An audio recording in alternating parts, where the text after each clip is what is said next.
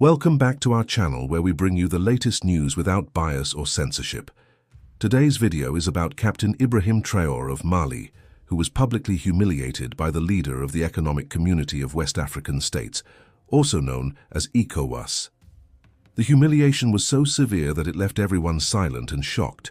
In fact, during this meeting, the Malian captain was reduced to tears. And if you want to know why, then stick around until the end of this video. So make sure to watch until the very end to find out more.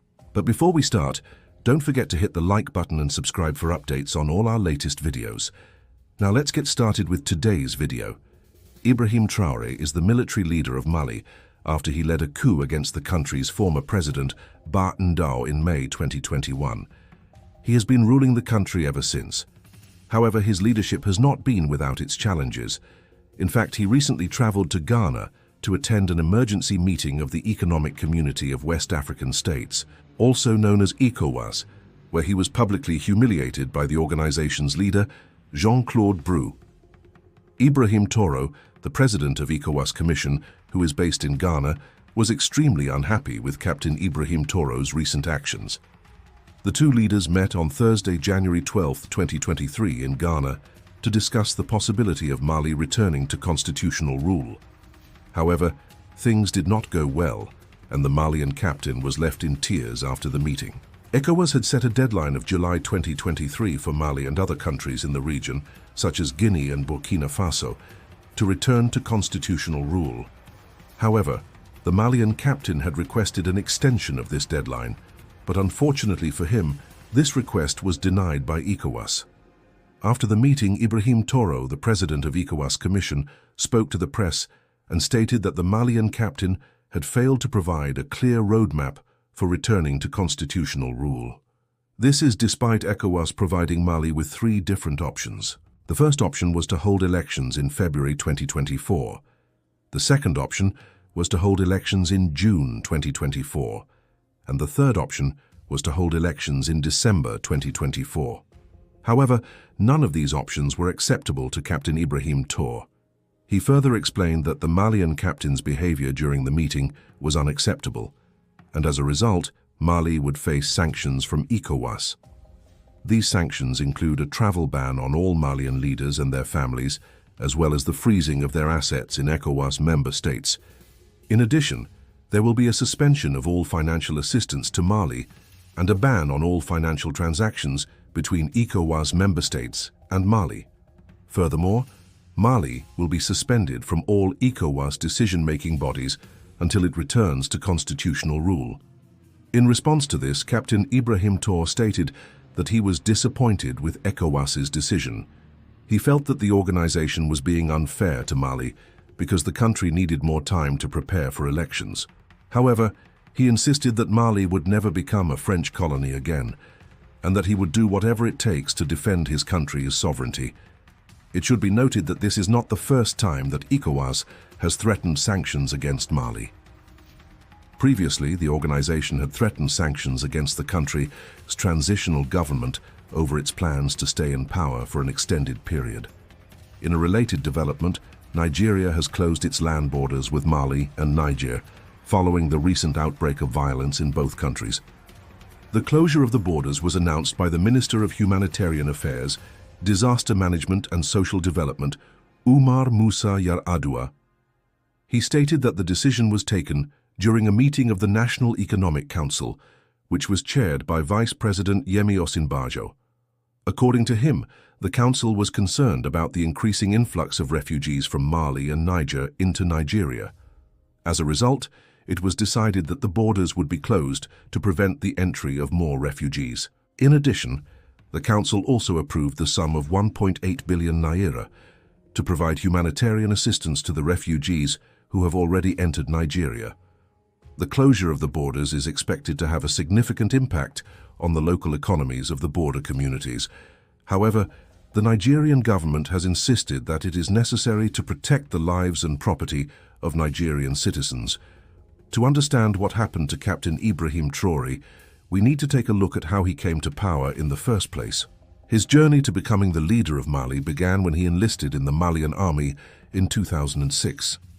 After completing his training, he was assigned to the Kati military camp, which is located near the capital city of Bamako. At the time, he was just one of many soldiers stationed at the camp. However, everything changed in August 2020 when the then president of Mali, Ibrahim Boubacar Keïta, was forced to resign and step down due to widespread public protests. This unexpected turn of events created a power vacuum in the country, and the army seized the opportunity to take control. Several high-ranking officers quickly rose to prominence and became key players in Mali's political landscape. Among them was Colonel Assimi Goïta, who played a pivotal role in deposing President Keïta. Colonel Goïta was seen as the mastermind behind the coup, and he wasted no time in consolidating his power. Soon after the coup, he appointed himself as the interim president of Mali, and he began to make changes to the country's leadership. He replaced the prime minister and the foreign minister with his loyalists, and he also dissolved the country's parliament. Meanwhile, Captain Ibrahim Traoré was also making a name for himself within the military. He had a reputation for being a skilled and disciplined officer, and he was well respected by his peers. When Colonel Goïta was arrested and detained by rival soldiers in May 2021, it was Captain Ibrahim Traoré who led the group of soldiers that stormed the prison and freed him. This act of loyalty solidified the relationship between the two men, and it paved the way for Captain Ibrahim Traoré's rise to power. Soon after Colonel Goïta was released from prison, he appointed Captain Ibrahim Traoré as the new defense minister. This move was seen as a reward for Captain Traoré's loyalty and a way of consolidating Colonel Goïta's power within the military. As the defense minister, Captain Ibrahim Traoré had the task of overseeing the country's security forces and ensuring the safety of Mali's citizens. However, he didn't hold that position for long. In the meantime, tensions continued to rise between Mali's military leaders and the country's civilian population. The people of Mali were growing tired of the military's rule, and they were demanding a return to civilian rule. The international community also condemned the coup and imposed sanctions on Mali, which only made the situation worse. In the midst of all this turmoil, Captain Ibrahim Traoré made a decision that would change his life forever. On May 24, 2021, he led a group of soldiers in a coup against Colonel Assimi Goïta. The coup was swift and decisive, and it caught Colonel Goïta off guard. Within hours of the coup, Captain Ibrahim Traoré had seized control of the country, and he declared himself as the new president of Mali. The international community responded to the coup with even more sanctions, which plunged the country into further chaos. Despite the challenges, Captain Ibrahim Traoré remained in power, and he has been ruling Mali ever since. However, his grip on power has been tenuous at best. The people of Mali continue to demand a return to civilian rule, and the international community is pressuring him to step down. Only time will tell how this situation will play out, and whether Captain Ibrahim Traoré will be able to hold on to power or not. Nevertheless, his story is a reminder of the turbulent political history of Mali and the ongoing struggle for democracy in the country. From colonial rule to independence, from coups to counter-coups, Mali has been on a roller coaster ride through the years. One thing is for sure, though, the story of Mali is far from over, and Captain Ibrahim Traoré's journey to power is just one chapter in the country's long and complicated history. Now we want to hear your opinion. What do you think about Captain Ibrahim Traoré's actions? Do you support his decision to lead a coup, or do you believe that he should have allowed Mali to return to civilian rule? Share your thoughts in the comments below. Also, if you enjoyed this video, don't forget to hit the like button and subscribe for updates on all our latest videos. Thanks for watching.